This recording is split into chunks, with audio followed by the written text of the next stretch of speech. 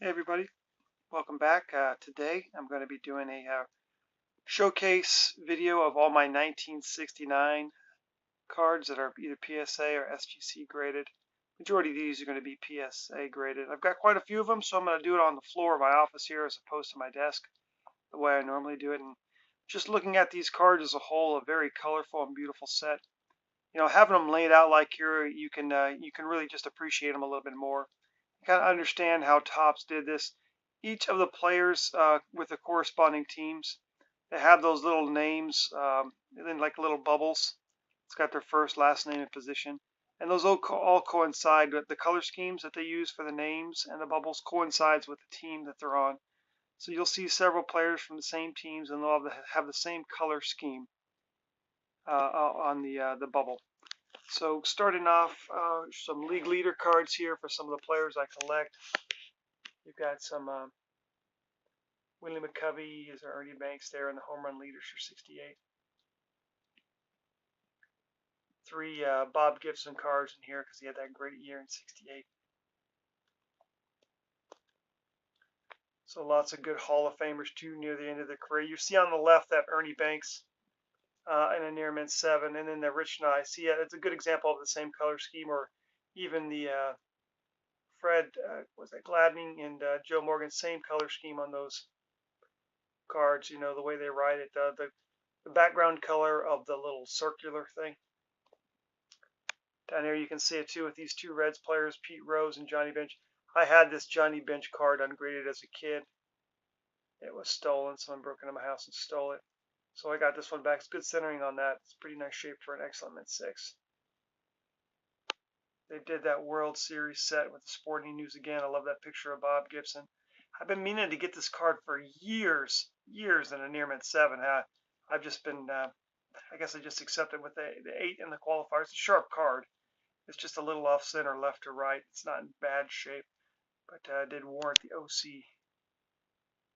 And that really beautiful Willie Mays there, getting towards the end of his career, and Jim Bunning's career for that matter as well. I think that's his only Pirates card, Jim Bunning. In the popular 1969 Bob Gibson card. As I said before, had such a great year in 68. Was at the top of his game. And then another OC with his Frank Robinson. Most of these cards are near mint 7. I got a few 6s, a few 8s, and then a few with some qualifiers. Here's the big rookie of the lot, this Reggie Jackson, known to have some centering difficulties, and that is the case with this, holding it back, making it a 6. Otherwise, it's a pretty cool card. Coming down here, they did checklist cards as well. This year, they didn't have the floating heads. They used the circle instead of a colorful background. They just put a headshot of the player. Phil Necro. See, lots of Hall of Famers. Juan Marichal, Orlando Cepeda, Don Drysdale, all in near mint 7. So I got a lot of the good Hall of Famers from this. This is Mickey Mantle's last year. I don't have any Mickey Mantle from 69.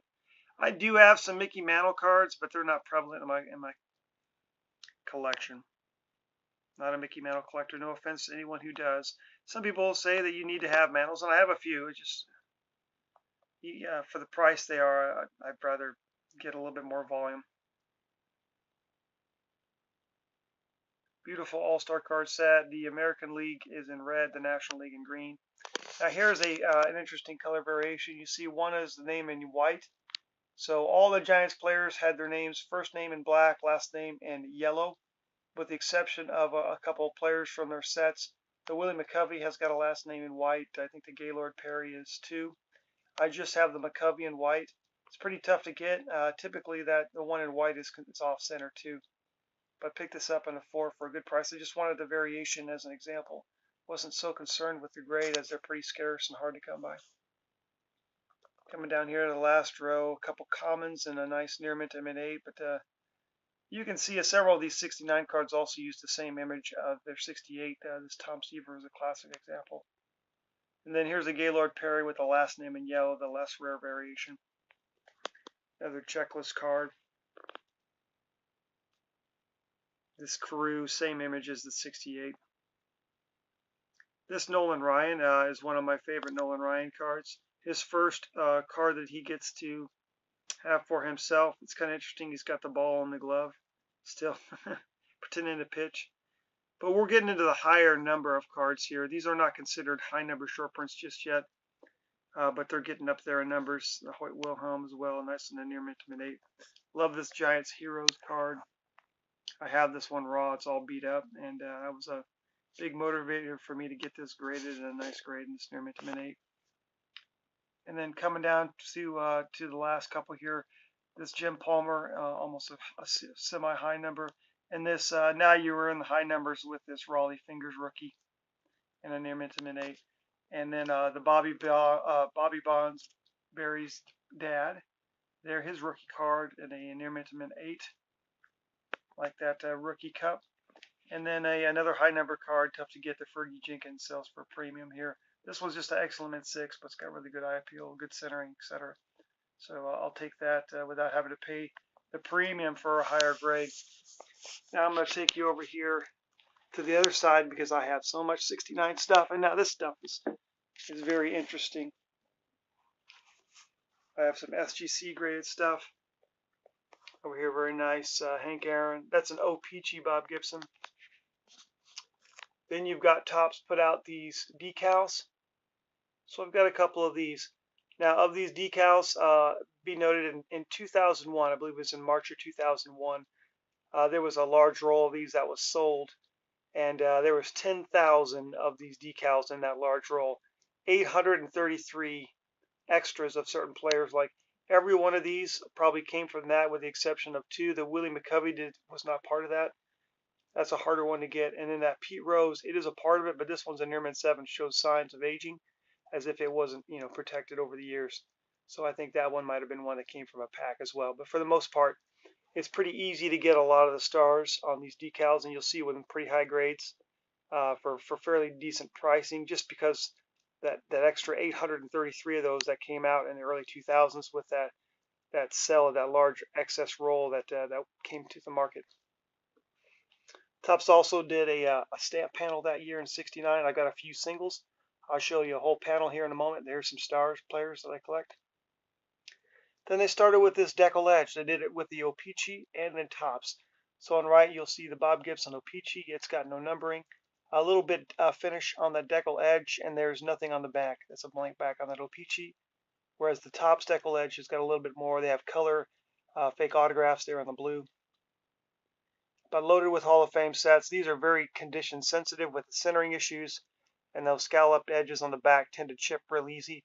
So a grade like this McCovey 7 is considered a very high grade, and very difficult to get. 5s and 6, you can see predominantly is what I've got in these. And then 2 really rare pieces that I have. This Topps 4-in-1, a test set for them. They basically took the 3rd series of 69 Topps and miniaturized them into 4 and threw them on a sticker card. So I think there's 25 of these cards for 100, like 100, what would equate to the 100 cards in Series 3. Then another interesting year, Topps did their super cards for the first time. This is smaller than the supers that they came out in 70 and 71. And then Milton Bradley got on board and also did some game pieces or board game, and used these cards. Very basic and simple, no uniform insignia. Black and white imagery, not very imaginative, but if you collect certain players, it's got to be part of the collection. And then Nabisco TM Flakes, very similar to Post in the early 60s when they did their set on the cereal boxes. Nabisco did it well on these Team Flakes. 24 card set there. Hard to get them high grade, being cut out by kids, etc. Another really condition sensitive set, the Transgram. Toy Company came out trying to save their toy line with little baseball figures similar to predecessor, what would be starting lineup. You see these in the Heritage this year for 69 Heritage, and people don't really know what they are. They're an homage to Transgram, which worked with Topps to get some of the images for these figurines, and they just printed on the back. Cardboard stock, extremely thin, extremely condition sensitive, very tough. Then the Major League Player Association put out some photo stamps, very generic. Then down here, another very generic set. The 69 Globe imports. It's basically a playing deck, blank back, very generic, very poorly done. Could have been done, in somebody's basement or something.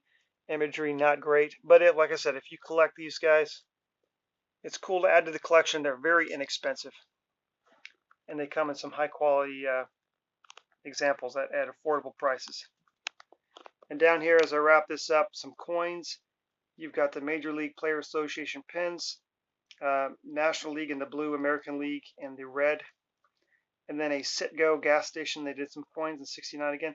So you're seeing quite a few new startup companies, much more stuff than you saw in '68. '69 was a good year to be a collector if you like oddball pieces. And then the last thing here, this stamp panel. Showed a couple individual stamps. This is what the panel looked like whole. Came with 12 cards. Should be 12 stamps. And there were 24 total panels of these. I know this video is a little bit longer, but once again, I hope you enjoy it. Appreciate your posts and comments, and I'll talk to you again soon.